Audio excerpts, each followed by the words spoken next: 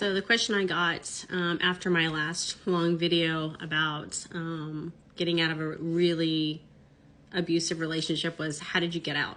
A lot of my friends thought I wasn't going to get out. A lot of my friends, after I got out, thought I was going to die in the relationship. I think 15 years of it, they were like, we just never thought you'd get out.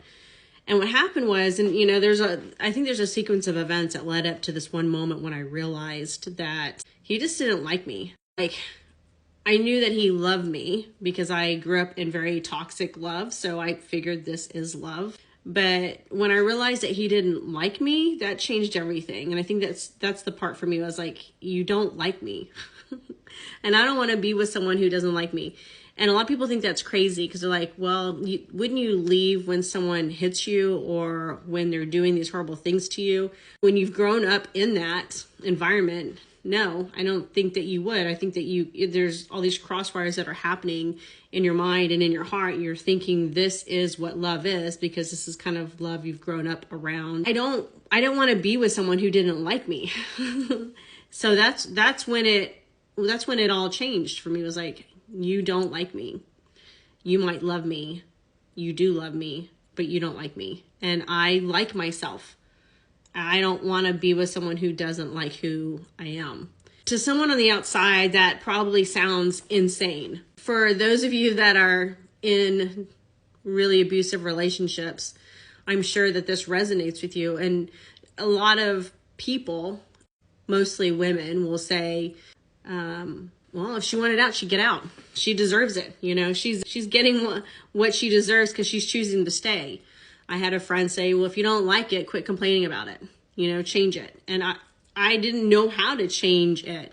I knew I didn't like how it made me feel, but I didn't know how to get out, and I didn't think I was complaining about it. I just knew that what was going on didn't feel right. I couldn't put my finger on it, but I knew that, sustaining that kind of abuse wasn't right. But I couldn't put my finger on it. And the reason why is because when you grow up around it, you're learning to go against your gut. You're learning to go against who you are. You're learning to not trust your instincts. You're learning how to stay and survive. So you're constantly in the survival mode.